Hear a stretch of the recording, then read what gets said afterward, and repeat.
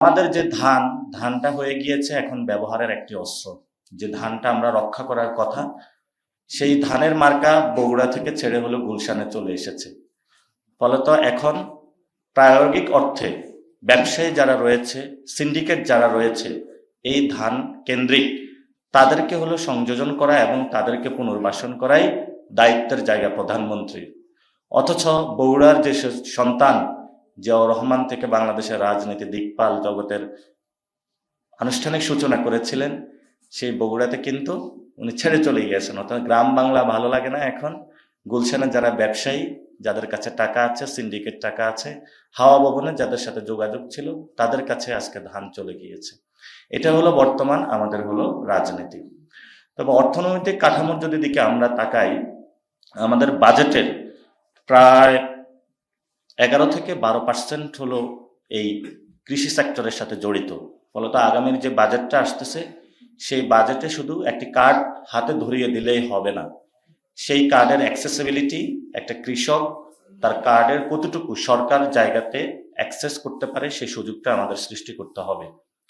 আগে হলো শেখ হাসিনা বিক্রি করেছিল স্মার্ট কার্ড এবং সেটা দিয়ে লক্ষ লক্ষ কোটি টাকা হাতিয়ে নিয়ে গিয়েছিল, নগদ থেকে শুরু করে A to I যে প্রজেক্টগুলো ছিল সেগুলাতে। তো এখন হলো নতুন প্রজেক্ট এসেছে, খালের project, farmers card, health card, অনেকগুলো কার্ড বাংলাদেশে এসেছে। তো আমরাও একটা নতুন কার্ড সূচনা করতেছি, সেটা হলো লাল কার্ড। এটা হলো পরবর্তীতে এই কার্ডগুলো যখন ব্যর্থ হবে, আমরা লাল কার্ডটা সূচনা করব মাঠের মধ্যে।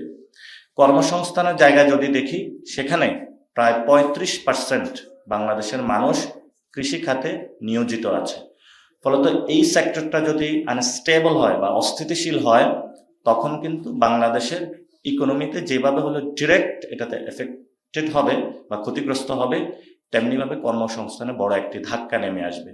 তাহলে আমরা যদি সেক্টর ভিত্তিক কথা বলি, রেমিটেন্স একটা আমাদের সেক্টর আছে, এটা হলো গালফ কান্ট্রিজ যেগুলো আছে সেগুলোতে অলরেডি ধাক্কা আমাদের পড়ে গেছে।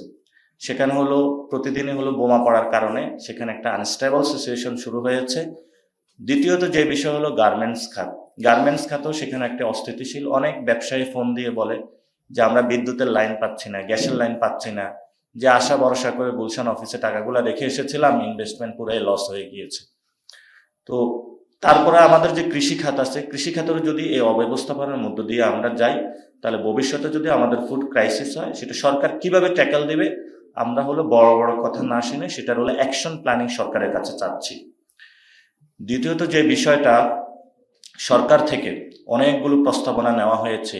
রিসেন্টলি একটি প্রস্তাব এসেছে, সেটা হলো পদ্মা ব্যারেজ, অর্থাৎ হলো তিস্তা প্রকল্প, যেটার মধ্যে বড় একটি জায়গা জুড়ে রয়েছে এই কৃষি খাত, যাতে হলো আমরা ব্যবস্থাপনা করতে পারি, কৃষকদেরকে এই সেচের আওতায় নিয়ে আসতে পারি। সে বিষয়ে সরকার একটি যুগান্তকারী পদক্ষেপ নিচ্ছে এবং সেটার যে টাকা, সেটা সংস্থাপনের জায়গা থেকে সরকার বলেছে এটা ওন ফান্ডে হলো আমরা করব। তো সেখানে অনেক ইকোনমিস্ট থেকে শুরু করে যারা অ্যানথ্রোপোলজি এবং জিওপলিটিক্সের বিশেষজ্ঞবিদ রয়েছেন, তারা প্রশ্ন উঠিয়েছেন যে আপনি একটি জায়গায় হলো সেচ প্রকল্প বানালেন, কিন্তু এটার পানি ব্যবস্থা থেকে শুরু করে যার কাছে নাটাই, তাদের সাথে যদি আপনি একটি চুক্তিতে না যেতে পারেন, সাউথ এশিয়ান যদি ওয়াটার ম্যানেজমেন্ট সিকিউরিটির জায়গায় যদি আমরা কনক্রিট জায়গা না যেতে পারি, সাউথ এশিয়ান স্টেবিলিটির জায়গায় যদি আমরা না যেতে পারি, তাহলে তিস্তা ব্যারেজ এই 50,000 কোটি টাকাকে জলে গোলা হবে নাকি, সেটা হলো তারা প্রশ্ন রেখে গিয়েছেন। তো প্রশ্নটা কিছু কিছু জায়গায়, একটা উদাহরণ দিচ্ছি, ফিরোজ আহমেদ গণসংহতির উনি অন্যতম রাজনৈতিক কাউন্সিলের সদস্য এবং প্রতিনিয়ত উনি এনভায়রনমেন্ট থেকে শুরু করে পলিটিক্যাল ডেপথ ইনসাইটগুলো উনি নিয়ে আসেন। তো ওনার এই দলের একজন নেতা কিন্তু প্ল্যানিং মিনিস্ট্রির প্রতিমন্ত্রী হিসাবে আছেন, অর্থাৎ ওনার এই দলের একজন হলো এই ধরনের পরিকল্পনাগুলো করে, আবার এই দল থেকে উনি ব্যাখ্যাগুলো দিয়ে দিচ্ছেন। তো তাদেরই প্ল্যান, তাদেরই ব্যাখ্যা আমরা একটু বিশ্লেষণ করি। তো সেই জায়গা থেকে তিস্তা যে প্রকল্প হচ্ছে, আমরা মনে করি যে সাউথ এশিয়ান স্টেবিলিটির দিকে সরকার নজর দেওয়া উচিত। জিয়াউর রহমান যে সার্ক গঠন করেছিলেন, ইকোনমিক, কালচারাল এবং আমাদের পলিটিক্যাল যে স্টেবিলিটির জায়গাটা কাজ করার কথা ছিল, সেই জায়গাটা আমরা দেখতে পাচ্ছি না। সরকারের যে সোশ্যাল সেফটি নিডস, সেটা প্রান্তিক কৃষকদের কাছে কতটুকু পৌঁছে, সেই ক্ষেত্রে আমরা সন্দিহান রয়েছি।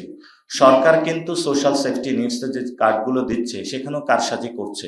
যেখানে হলো তার বরাদ্দটা হলো সোশ্যাল সেফটি নিডস হওয়ার কথা ছিল, সেখানে প্রায় 17,000 কোটি টাকার বরাদ্দ হলো এডিপি থেকে টানতেছে। বার্ষিক উন্নয়ন বরাদ্দ যে কর্মসূচি রয়েছে, অর্থাৎ ডেভেলপমেন্ট কর্মসূচি হলো আপনি ভোট ব্যাংক বাড়ানোর জন্য হলো সোশ্যাল সেফটি নিডসে নিয়ে যাচ্ছেন। ফলত আমাদের অনেকগুলো উন্নয়ন প্রকল্প হলো বন্ধ হয়ে যাবে। যদি উন্নয়ন প্রকল্পগুলো বন্ধ হয়, তাহলে অবকাঠামোর জায়গায় যদি আমরা সংকটের জায়গায় পড়ে যাই, তাহলে এই সোশ্যাল সেফটি নিডস অনেক জায়গায় হলো কাজে লাগবে না। এই জন্য সরকার যে ব্যবস্থাগুলো নিচ্ছে সেগুলোকে আমরা মনে করি এগুলো একটা পিআর ক্যাম্পেইন বা স্ট্যান্ড প্রজেক্টে নিচ্ছে। যদি এগুলো সরকার করতে পারে ভালো করে, তাহলে দেশের একটা ডেভেলপমেন্টের জায়গায় আসবে। কিন্তু এই পর্যন্ত আমরা সরকার থেকে এই ধরনের কোনো উদ্যোগ গ্রহণ করতে দেখি নাই। সরকারের এই কৃষি ব্যবস্থার সাথে সম্পর্কিত যে উন্নয়ন প্রকল্পগুলো রয়েছে সেগুলোর মধ্যে আমরা ব্যত্যয় দেখতে পাচ্ছি। কয়েকদিন আগে আমি পাহাড় ঘুরে আসলাম। পাহাড়ে যারা পাহাড়ের আদিবাসী তাদের জন্য রেশনিং ব্যবস্থা চালু আছে, কিন্তু একজন পাহাড়ি সম্প্রদায়ের লোকের সাথে আমি কথা বললাম, আপনার যে রেশন ব্যবস্থা পান এটা তো আপনি দিব্যি হলে 1 মাস হলো আপনার ফুড সেফটি চলে যাওয়ার কথা। বলেছে তাদেরকে যে চালটা দেওয়া হয় এটা খুবই নিম্নমানের চাল। বললাম এটা কেন? বললো এখানে যে এমপি আছে, পার্বত্য চট্টগ্রাম যে উন্নয়ন বোর্ড আছে, তারা হলো এখান থেকে বড় অংশের একটা টাকা মেরে দেয়। ফলত সরকার থেকে যে বাজেট আসে সে বাজেটটা প্রান্তিক লেভেল পর্যন্ত হলো যায় না।